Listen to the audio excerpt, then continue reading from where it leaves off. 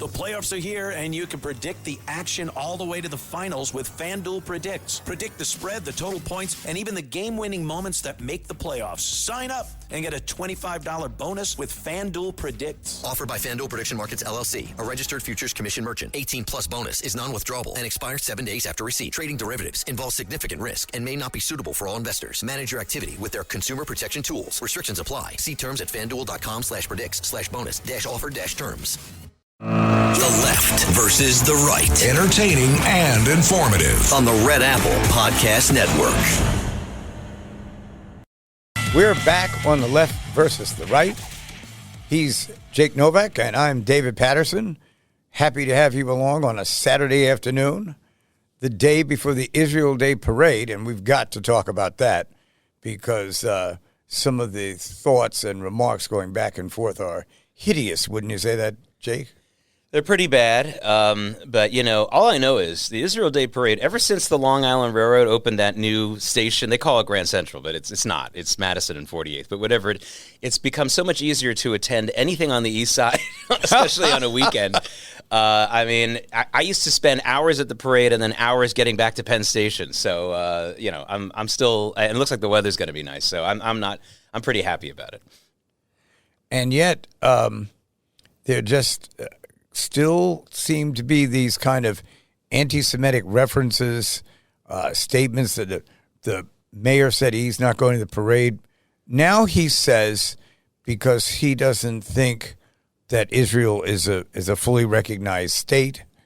You know, the week before was some other issue, and it really is showing a contempt, in my opinion, for the rest of the people who live around the city.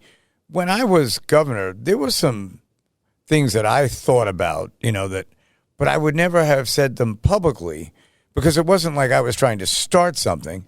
It was just opinions I had about issues that I knew would be too controversial if I brought them up. But this guy, it doesn't bother him at all. Yeah, I mean, first of all, there's a lot of duplicity here, you know. So the argument that he and some other Democrats are making for not going to the parade is that they don't support the government of Israel. So if there's a Russian festival or a Greek festival, do you not attend because you don't like Putin or whoever the heck is running Greece right now? You know, what about the San Gennaro festival? You don't send cops there or go and make an appearance there because you don't like whoever the president of Prime Minister of Italy is, or you don't like the Pope. It's such a joke, and it's so obviously a duplicitous and not honest statement. So there's that. It's really quite frustrating. I know Sid, you know, on his show, Sid and Friends has been talking about it all week. If you don't think Israel should exist as a state, then yeah, we don't want you to come to the parade. But the best thing to do would have been for him to have said, I'm not going. Everyone knows I have an opposition to Israel as a state, and not to pretend it's about Netanyahu or the current government, which is such a lie. And just say, but I'm sending the best police protection, and we will make sure that it's a safe and fun event. Have a good time. I'm not going. And that would have been honorable. That was perfect. Yeah. Honorable and perfect because it's easy to say, I don't agree with you. You don't have to like my point of view, but I have an obligation as mayor, and I'm going to fulfill it because God forbid anything really violent or tragic happens at that parade, it's going to be right at his doorstep. Yeah. And this time, he won't be able to come up with some flurry of ideology as to why that kind of thing happened. Yeah, 2 points about that. One is,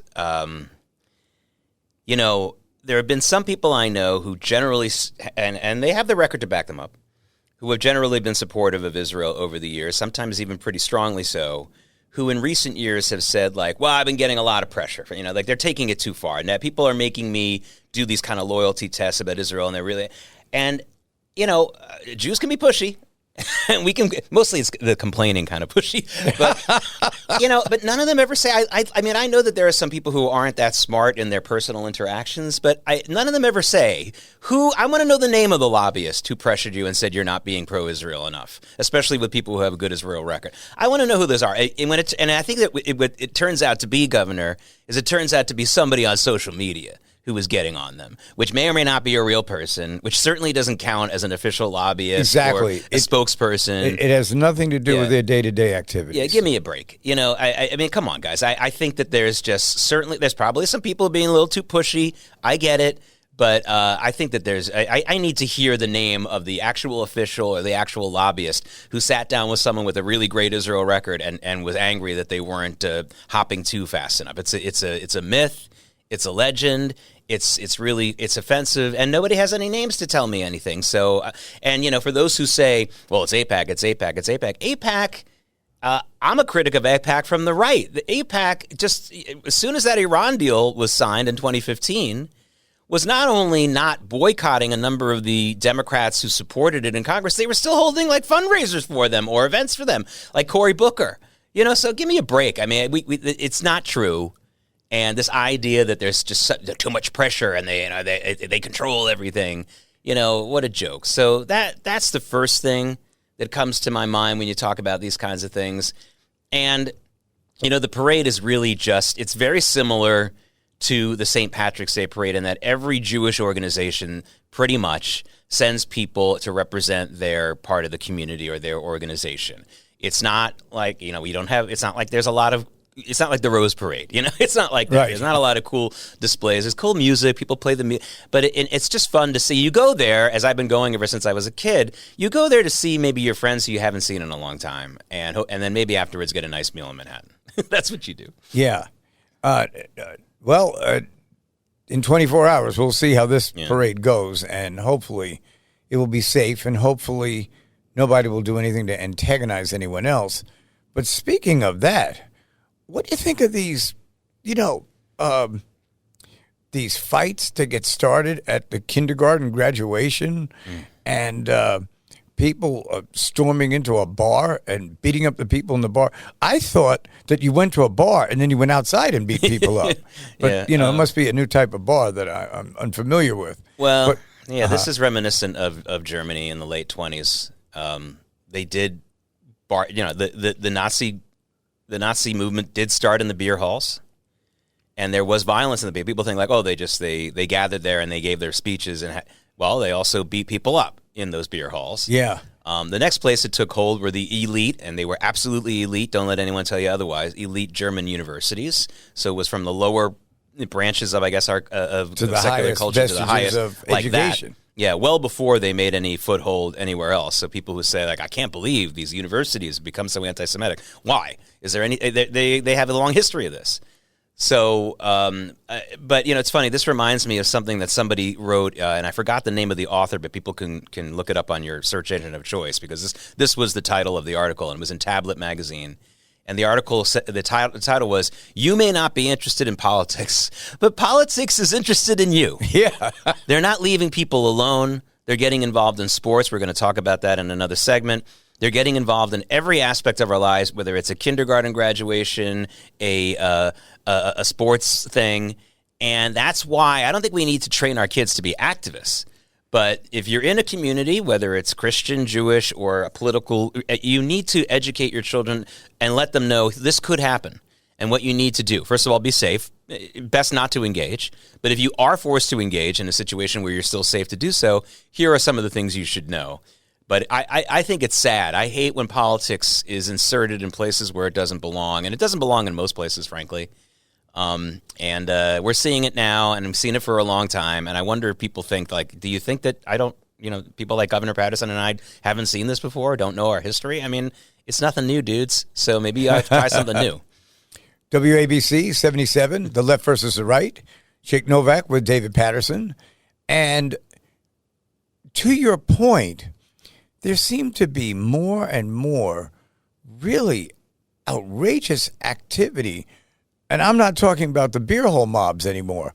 I'm talking about the elected officials. Now, you made reference to it a little while ago, where it's sort of like we're not getting our share of business in our districts. So therefore, we would like for all the kindergartners to walk outside when the cameras come on and pull their pants down. Like something so outrageous that I can't even believe somebody would think of that. And, of course, this is the whole issue about trying to get the college athletes to boycott games. Many of these schools, as you pointed out to me off the air, are not even involved in this process, but trying to get them to boycott the games to as a retaliation for the redistricting in these states. These two entities have nothing to do with each other. I probably wouldn't like the way they redistricted. I probably would even think that it would be more unfair than it is fair. But if I thought that, I think I could find a better way to try to rally the troops and motivate people than this type of thing, because this is the type of activity we used to deplore when it happened years ago. Yeah. In other areas. It's amazing. It's still a huge pathway to success for minority people, especially the athletic scholarships to major universities. And, you're specifically talking about Hakeem Jeffries. For Hakeem Jeffries, the leading congressional Democrat in the House minority leader, to tell young black athletes that they should boycott, if they're already on the school, they should either transfer out or they shouldn't play for any of the SEC teams, especially, and when you're talking about football and baseball, and they're not too shabby in basketball either, Governor. Pretty good. That they shouldn't play. To protest what? The redistricting? What do the universities have to do with the redistricting? Well, someone could say a lot of the universities are state schools and the state legislature's done the redistricting. I mean, how many more 6 degrees of Kevin Bacon do you want to play? These universities have nothing to do with the redistricting process. They just don't. So just stop. And the idea is white fans and white Republican fans, Trump fans who like SEC football in particular, will get really angry at President Trump and the Republicans if somehow the quality of SEC football falls to the wayside. First of all, that shows a tremendous ignorance of what a lot of college sports is about. Yes, we want to see high-quality athletes and high-quality games, but it's about the rivalries. People watching a bunch of 80-year-old grannies in an Alabama, a uniform going up against another 80-year-old granny in an Auburn university. There'll still be a lot of fans coming into that game. I'm making an extreme example here, but that's really not understanding the way things work. And to take away these opportunities from these young people. We want these young people to sacrifice. Child sacrifice, Governor, is something rooted in our collective DNA. Just because we don't throw them in the middle of the volcano anymore, I see child sacrifice everywhere I look, Governor, whether it's this trans stuff with children, whether it's putting kindergarteners and actually making them go walk in a protest against ICE, which we've seen, or this. These are still not adults. These are still younger than 21-year-olds who are being sacrificed for your political agenda, for your paganism. And I'm sick of it. I'm really sick of it, and people should be ashamed. And it just reminded me one last thing of how on the other side of the coin, when I was in college from 1988 to 1992, and it was 88 or 89. And what college was that you went to? Yes, we're both Columbia University undergrads. I think we're both on the naughty list at Columbia as undergrads, but that doesn't matter as alums.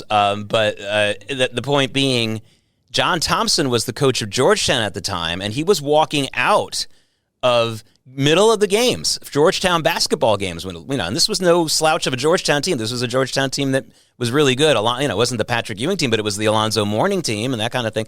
He was walking out because of a push to make the SAT scores rise if you wanted to get an athletic scholarship, and he was angry about that and the opportunities that was taking away from his and other black athletes.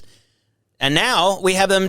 We have a congressman asking them to give up this opportunity voluntarily to protest something that the universities themselves have nothing even indirectly to do with. I have some breaking news. Yeah, breaking news. House Minority Leader Hakeem Jeffries has called on the New York Knicks to boycott the first game of the NBA Finals, which will be on Tuesday, and we'll come to a conclusion after that first game whether or not there should be a second boycott. So now... let's talk about that a little bit, though, because... let's talk about the Knicks, because I'm sitting here with Governor Paterson, who is, I believe, a Knicks expert, and it's interesting. The Knicks situation has... Now, in this case, there has been some politics inserted into it because, Mayor Mamdani was asked, well, what do you think about President Trump coming to either Game 3 or Game 4, which will be at Madison Square Garden. We don't know who the Knicks are going to play. We'll find out tonight. But we know that they'll be the team that gets Game 3 and Game 4, right? I mean, they're not going to get the home court advantage. Right. And right. Mamdani's answer is like, I will allow it, which a lot of people were laughing at. Like, what do you mean you're going to allow it? He'll like, allow it? Yeah. What kind of joke is that? And then you had Governor Kathy Hochul making I hope she was misreading it, but it's possible her staff was just dumb enough to write this for her, where she said, well, if Trump's going to go to that game, I would like to ask him to tell me the starting lineup of the 1993 Knicks championship team, which, of course, they did not win the championship in 93. Probably, I'm hoping that it was just she didn't look at it right. We all know that 73 was the last Knicks championship. But, we've had the two big political names here in New York, Hochul and Mamdani, I think making asses of themselves already, and they haven't even started the finals yet. Well, what's, we'll find out which of the Western Division teams are going to play the Knicks, and they'll have home court advantage because they had a better record during the season. But there's just something that is galling to me about this type of response and rhetoric. I mean, back years ago in the early 60s when Martin Luther King, when they were marching in the South and most of the marchers got arrested, they sent the children the next day. Now, that was risky and you could question that as well, but it was just a far more serious subject than what they're carrying on now. I can't believe that we're actually sitting here talking about this. Yeah, I mean, it's amazing. We could have a different show about the whole problem with college recruiting and the professionalization of college sports at the highest levels. Absolutely. My one happy connection with Columbia is with the athletics there, because these are real students in the Ivy League, especially at a place like Columbia where you need to make an incredible commitment to be an athlete there. You don't get an athletic scholarship. If you have a need-based financial situation, you'll get a need-based scholarship. But you still have to go to a difficult school real and classes. hand in papers and answer questions in class and pass final exams. Yeah, and take a bus ride up to 218th Street for football and soccer and baseball and lacrosse. I mean, most of the sports that Columbia, other than basketball and the indoor sports, you got to go up there. Although that's been made into a much nicer experience than it used to be in the 70s. And Mayor Giuliani gave the Columbia University buses an exemption to go up at the West Side Highway and get to the facilities there. So that helped. But nevertheless, it's a huge sacrifice. But at these professionalized levels with NIL deals and things like that, this is really asking these kids to sacrifice so much for again, if it were the universities that were responsible in some way for this redistricting, maybe you could make this argument, but they're not even remotely responsible for it. What is he doing? And, also there's just the issue of why this is the only way that the Democrats, and I'm one of them, are expressing their indignation about something. You have a right in this country to express your indignation. And I guess maybe you have a right to ask other people to do it as well, but they're not really people who are vested on this issue. They're college athletes. And they really, need to be allowed to go and play their game and then worry about next week. So I guess while the audience is kvetching about this along with you and me, Jake, we'll give our sponsors a chance to come on and talk about what they'd like to provide, and then we'll be back in a couple of minutes with more of The Left versus the Right. The Left versus the Right on the Red Apple Podcast Network.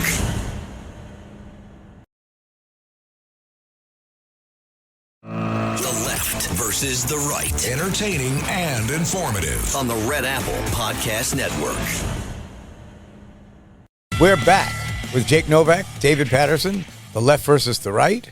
And I see a left versus the right issue coming up, James,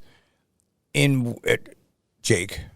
I did go 3 shows without calling you the wrong name. I know. But again, as I've made the point before, James is the Anglified version of Jacob.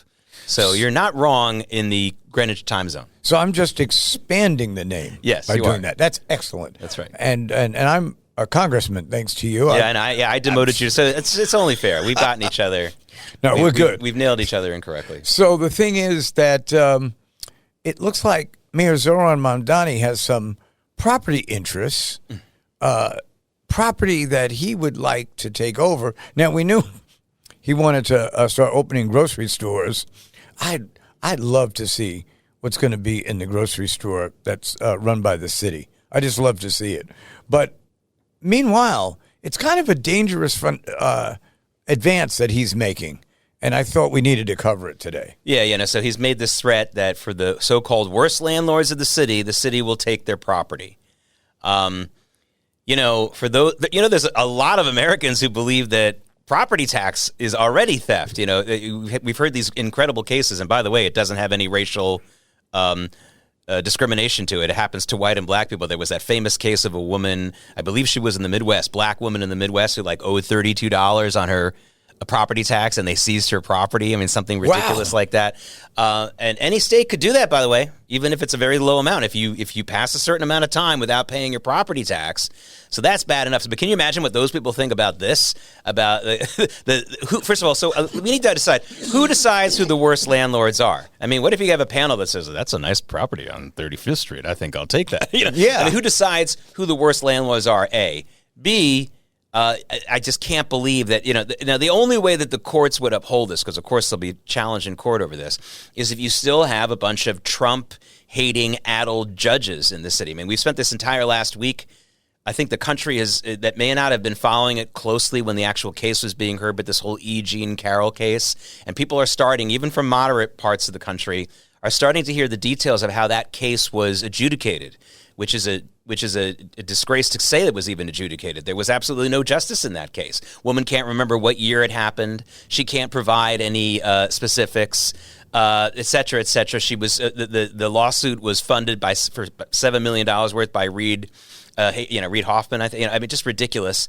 So I'm supposed to So unless we get a judge like that, I can't imagine too many judges are going to uphold this. But it's just really scary. And of course, the first thing that comes to my mind and other people's minds is, talk about hypocrisy. And politics involves a massive amount of hypocrisy. I understand that. So just saying it's hypocritical isn't enough. But let's get into the details of this.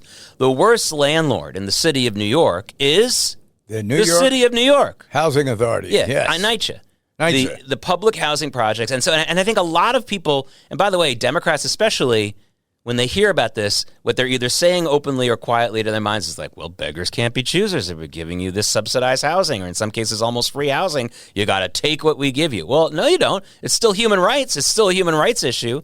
People living in these dangerous places. The city is the biggest landlord in the city, and they're the worst landlord in the city, and they are not ethically qualified to decide who a bad landlord is, let alone take their property. Yeah, and once this, if it's upheld by after a challenge, which I'm sure there will be, it's going to change the whole concept, really, of what housing is in the city. Well, we've talked about this before. If you want more moderate to low income housing of a good quality in any city or place, the first thing you should do is make it easier to build high-end housing. Because and the reason why is the profit motive there will bring in a lot of developers. If you tell a bunch of developers, this is what cities do now, and Republicans do this too. Everyone's stupid about this. They think, well, let's see if we can beg, prod, and push property developers to make lower income or moderate housing. Well, there's not as much profit involved. So even if they jump through all the legislative hoops and do all the lobbying and they win, quote unquote, win the contract, they're not going to make much back on their money. But you'll get more units built at the higher end because people who want those higher end properties will make it very profitable for them. And they'll put the money up to pay for it. Yeah. And that's the money that Double Down starts to help people on the lower end. Yeah. Suddenly that what is high end now will become second tier. What's second tier now will become third, and then on down the line. That's how you get your inventory up. Not if you tell people, hey, if you sign, this 500-page application and fill it out in triplicate and pay us this and do that and the other thing, we'll let you build something with maybe you'll get 2% profit. Like, no thanks. I'd rather go, put a cheese grater on my knees. It's just ridiculous. In other words, but if you say, hey, you know what, we're going to make it easier for you to build this high-end place. Every buyer is going to be, paying you millions and millions of dollars for even a small apartment here, and you'll get where do I sign? That's the difference. And it's just everything that this mayor is proposing is the wrong way to do things. And by the way, something else, Mayor. I keep demoting you. Oh, my God. But I'm talking about the mayor. Something else the mayor is doing, Governor. Why doesn't this mayor talk up New York City? Isn't that the job of the mayor of New York City? To talk about how great things are? Here and yeah. That type of thing. He only seems to talk about how bad things are or what he needs to be punished. Like, where's the carnival barker aspect of that every mayor needs to have? He doesn't have. I mean, he's never doing that. And when he focuses on these kinds of things, basically invented it. Yeah. And then Fun City. Mike Bloomberg did a very good job doing it as well, and not making it get too associated with him and his resources or anything like that. But he did it very well. Rudy Giuliani did it well. I thought he could have done it more, but half the time he was angry. So. Yeah, I mean, one of my favorite things that Giuliani did that was meant to be a positive thing for New York, Continental Airlines, before it merged with United, had these bus ads in the early 2000s or late 90s, and it was a joke. It was trying to encourage New Yorkers to fly Continental. So the ad said, "Welcome to New York. Now get out. Fly Continental." And Giuliani tried to get those ads banned because he thought that was a bad commentary on New York. That was going a little too far. I mean, But this mayor, Mamdani, he gets in front of the cameras and he tells us that there's bad landlords in New York. He doesn't like all the Zionists in New York. He doesn't like this. He doesn't like that. And I don't care if he does it with a smile on his face. Like, he should be saying this is a great city. It's great. Oh, it reminds us that the tickets for the World Cup are too expensive, which aren't even the games aren't even being played here. He's promoting a negative image of the city, which might be his greatest sin of all, Governor. Well, it's that, I'm not trying to read his mind, but I guess I am, that he and his ilk start out with what's negative, just before when I mentioned Martin Luther King, when he was conducting these marches, they weren't negative. It was positive, and it was about prayer, and it was about all the things that you would never object to, unless maybe your name was George Wallace, something like that. And but there is a segment of our society right now that seems to almost ramp up negativity. If you got up one day and it was 80 degrees and the sun was outside, they would say, "No, I heard there's going to be a hurricane here," and Trump is the one behind all this. It's getting to a point that it challenges the intellectual mind to even try to figure it out. Yeah, well, let me not be guilty of what I was just criticizing, and I was talking to you about this off the air. I know this has been a tough few years for the Jewish people, especially in New York City, and the openly anti-Semitic acts. I don't like to say anti-Semitism because that's a thought kind of process, but openly anti-Semitic acts throughout the world, including New York, are on such a rise, and Israel's been under siege, and it's so we're all sad about that. But I saw some very verifiable data, as much as it can be verified, at the end of last week, Thursday night, from a professor at Bar-Ilan University in Jerusalem who was not trying to be Mr. Happy. He was just giving us the details at an event I attended in Midtown. And he showed how through all of this, the Jewish population in the world is exploding. It's about to finally reach the same numbers we were at before the Holocaust of 18 million Jews in the world. And by 2120 or so, we're going to be at 30 million Jews in the world, which would be the most of all time, of course, by far. And it's mostly growing in Israel, a country that has the best quality of life of any country its size or much larger in the region, is democratic, has really good food, by the way. When you go, just bring a bigger belt. I'm telling you that right now. And it's so positive. I mean, if you had told my grandparents in 1946 that this was going to go on, that this was going to happen, they just would have thought you were crazy. And so when you say that we're going to have so many more Jews in the world, most of them, the overwhelming majority of them, are going to be living in Israel in the next century, by the next century, a free Jewish country with a strong military and a GDP that's strong and good and decent restaurants. Listen, don't try to deal with the Jews if you haven't fed them. I'm something like that right now. I'll tell you something. Don't do that. In addition to my roles here at WABC, I'm the vice president in charge of campus engagement at Touro College. Right. And so our graduation was on Thursday. Okay. And so I went to the graduation, and usually we're in the back, putting on the caps and gowns, and people are having bullwhip fights with the caps and gowns, and fun stuff. There is genuine fear from people who I've known. I first started working at Touro in 2014. These are people I've known for 13 years, and they are really irked. And I'm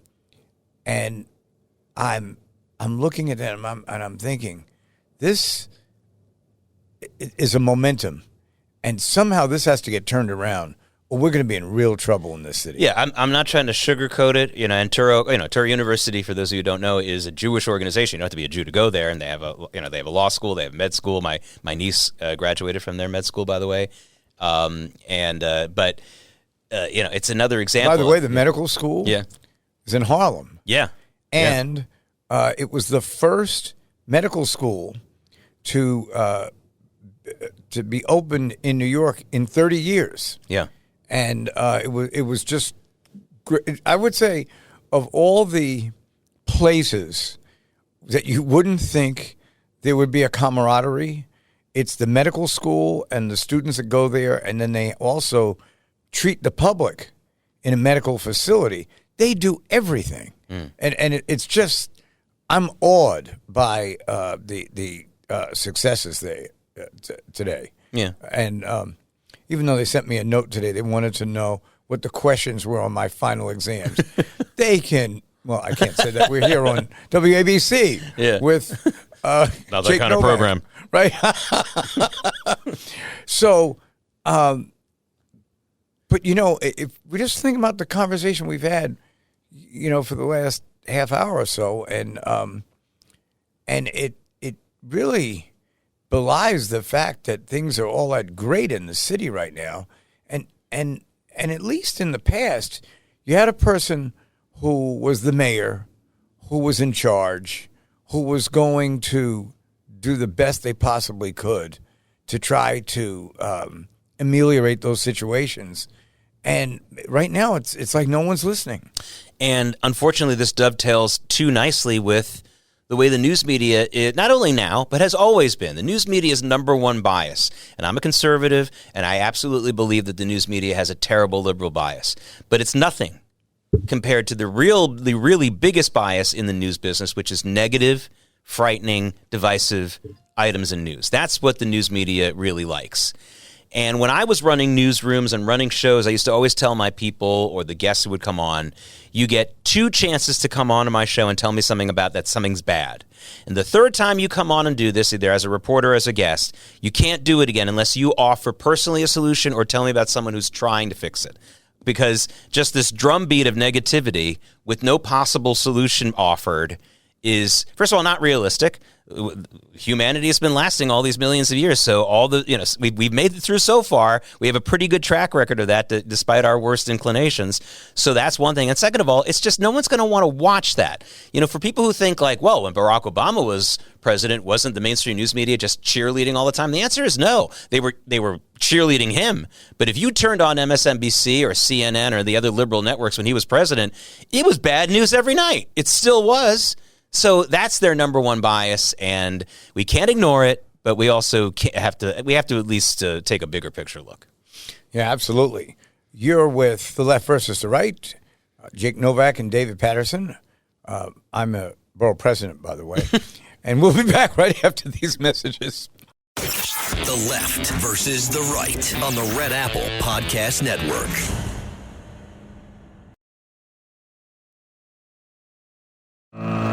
left versus the right. Entertaining and informative. On the Red Apple Podcast Network. We're going into the last segment of the left versus the right. I know some of you are starting to get depressed, and don't go in the medicine cabinet and take some of those pills out. We're going to really liven up the show for you, the left versus the right. Even when there's antagonistic opposition, we try to do it in a professional way around here. And so, Jake, we were going to move to some of, I guess, the national disputes now about whether or not at this point we have a real sense of what we're going to do about Iran and that kind of thing. And the only thing that I think is the longer this goes on, the more Iran and entities like them are going to think that they survived. And also the more that some of the Gulf areas who don't like Iran any more than we do and have good reason to, they're going to be have to be a little more careful with them. And I know President Trump, started on Friday, thinking about how he wants to handle this. But this is becoming more of a dangerous situation as I see it. Well, thank you, Emperor Paterson. Yes. I told you I would. I got to make up for demoting you a couple of times. So, Emperor, Your Excellency. Actually, what's interesting? Emperors, you refer to an emperor with the same honorifics of a prince, not a king. So, king, for those of you who need to know this, king is Your Majesty. Right. But a prince is Your Highness, and an emperor is you say Your Highness to an emperor also. These are important things to remember. I don't know how many emperors there are out there right now. I'm going to enforce that over here at the station. You know? But there you go. Listen, my favorite emperor is Napoleon, and we talked about that I think at a previous show. Napoleon, a couple of weeks ago, liberated the Jews of Europe, and I think would have saved the future of a very bloody 20th century had he been successful in the 19th century conquering Russia. But we could do an entire show about that. But when it comes to the Iran thing, so again, I want to focus on one positive thing. President Trump openly is now pressuring all the remaining Arab countries not in the Abraham Accords to join in the Abraham Accords as part of any deal with Iran. Not a bad move at all. Right. And while he did get some pushback on that, it wasn't that strong. It was a dog that wasn't barking, Governor or Emperor. It wasn't that bad. Usually there would have been, apparently there was some silence on the phone call, on the conference call, and then he talked about it again. This would have been unthinkable even just 10 years ago, let alone 50 years ago. And so here we are, and that could really be a positive thing. One of the things that I have written about many times, every time an enemy of Israel tries to do something, either on the battlefield or even in the news media, now in social media, to try to drive a wedge between the United States and Israel, it always fails. It does. It always fails. So the most famous incident was really the Yom Kippur War. Sadat really believed that Nixon would not want to come and help Israel as much as Israel needed the help. Israel got resupplied by Nixon. For those of you who don't know, there was weapons and other supplies that Israel was waiting for, and they were entitled to get according to an agreement with the United States. But Nixon sped up delivery when Israel was depleted in the middle of that war. Then in the Gulf War, the first Gulf War, when the first President Bush was president, right, and Saddam Scud missile attacked Israel and Tel Aviv, thinking this would break up the Arab countries who would coalesce against him and they would all join in an attack on Israel. It only solidified the U.S.-Israeli relationship. And as soon as the war quieted down, Jordan, which was one of the only supporters of Iraq before the Iraq War, moved over, had made a peace deal, a cold peace deal to say the least, but still a peace deal with Israel. And on down the line. Then, so whenever that attempt is made, it's actually, this is a piece of Talmudic scholarship from the Jerusalem Talmud. There's two major volumes of the Talmud, most of them written in Babylonia, and that's the definitive Jewish law and philosophy. But the Jerusalem Talmud, the Talmud that was written in what was left of the Jewish people in Israel after the destruction of the temple, has a great saying. If you want to kill the Jews, just leave us alone. We'll be at each other's throats soon enough. And really, it does seem to work that way. So, again, that's kind of a positive outlook in a black comedy kind of way, but that's it. So I see some positives here, not the least of which being, again, and I'm a stock market guy. I reported on financial news for a long time.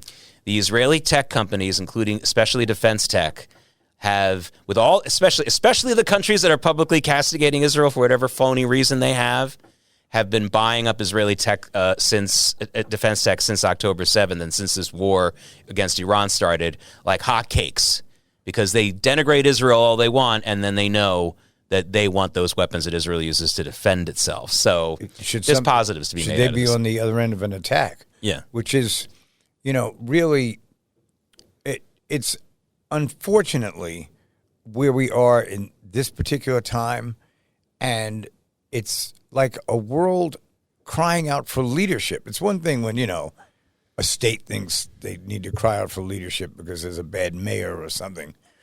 But in this case, it's an international problem. Nobody trusts anybody. You make a deal with Iran, it might not be worth the paper it was printed on.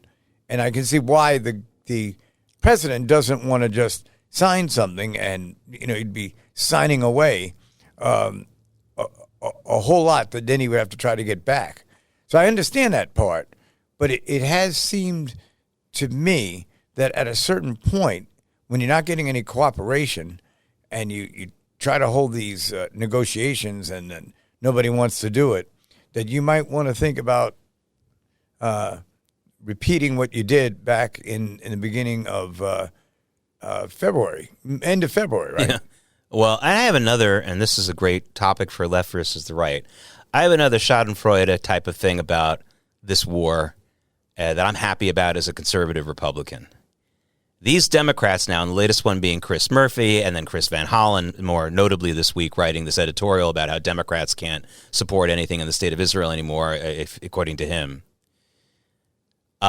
Read your history. Anti-Semitism is the cyanide pill of civilizations and political movements throughout history.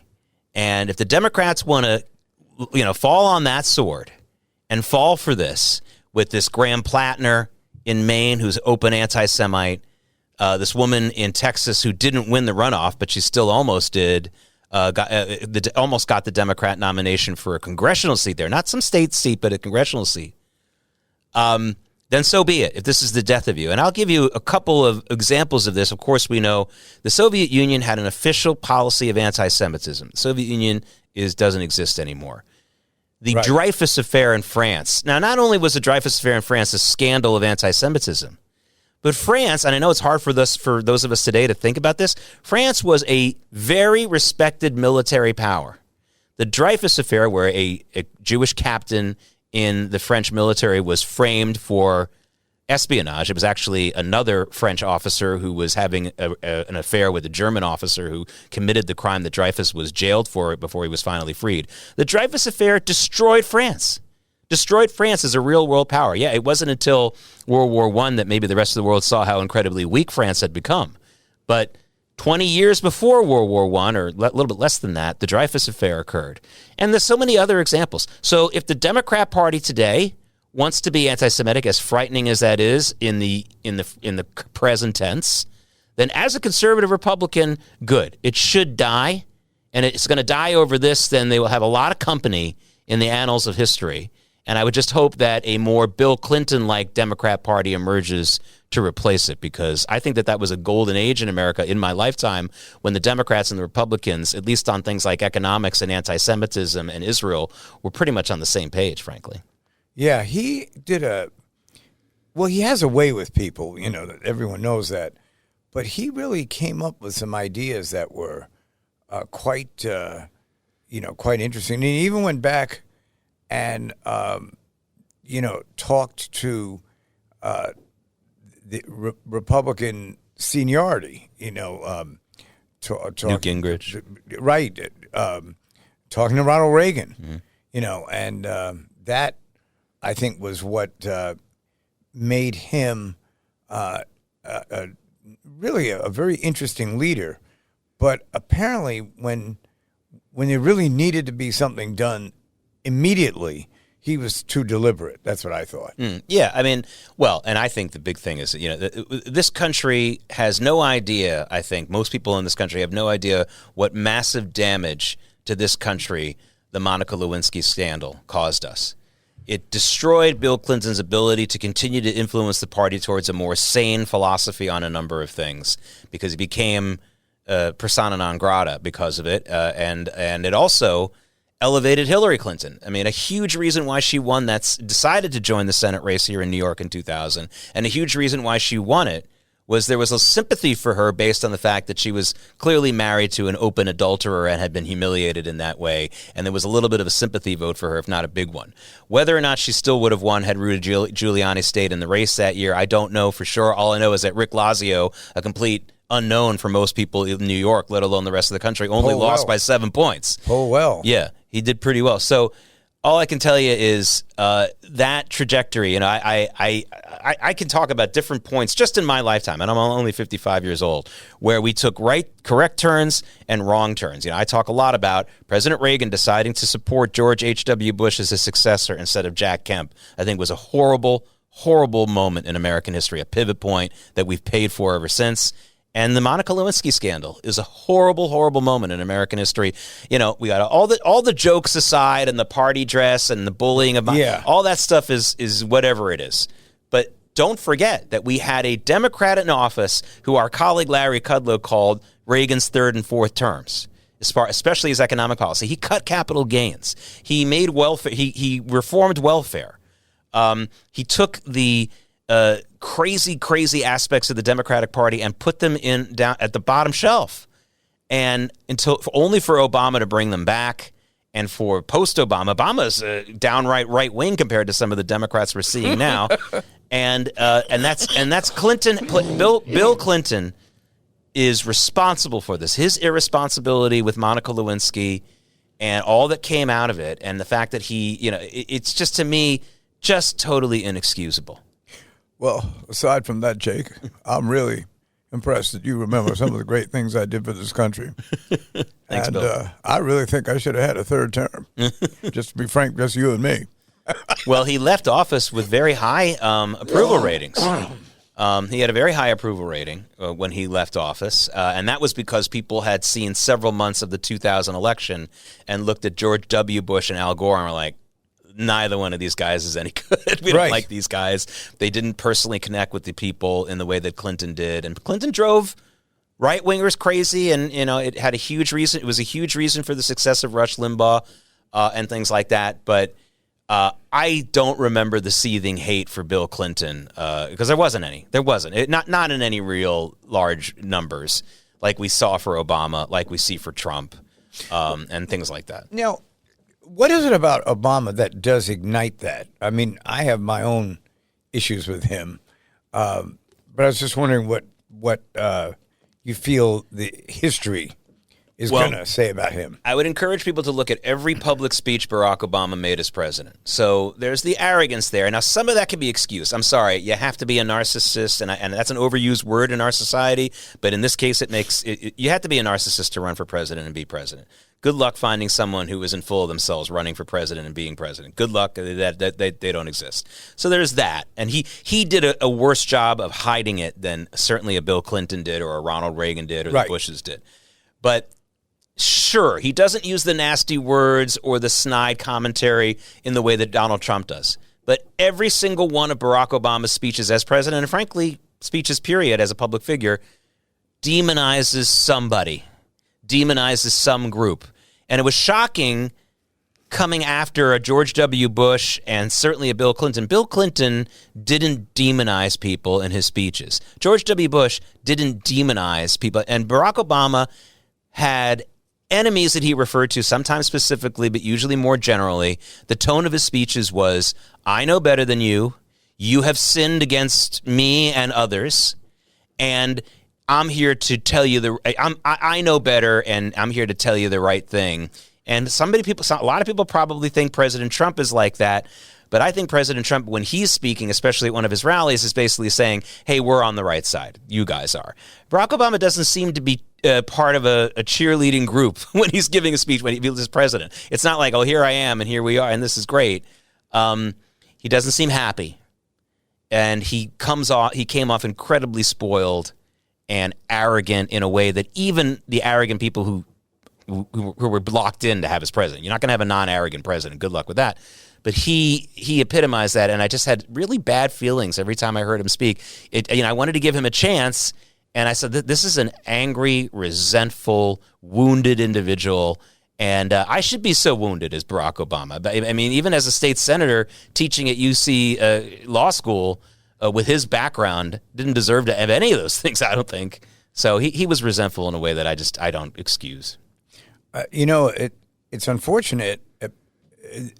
When somebody runs for an office, as he did, and, you're in a group, Democrats or African Americans or something like that, there's a strong pressure to be supportive. And I thought that I was. But when he got into office, he was, for some reason, putting pressure on me to do a whole lot of things I didn't want to do. And then I think he found a way that he could get rid of me, and that's what he did. But that's why when he comes on the show next week, we're going to kick his ass. That's what's going to happen. That's right. This is The Left versus the Right, and Jake Novak and David Patterson. Hope you've enjoyed the time with us, and stay tuned here on WABC as we join you for the rest of the afternoon. Thanks for listening to The Left versus the Right. You can hear The Left versus the Right Saturday afternoons at 4. If you like the podcast, share it with your friends and listen anytime at WABCRadio.com and download the WABC Radio app. Hit that subscribe button on all major podcast platforms. Plus, follow WABC on social on Instagram, TikTok, Facebook, and X. See you next time for a new episode so you never have to wonder. What the heck is going on here?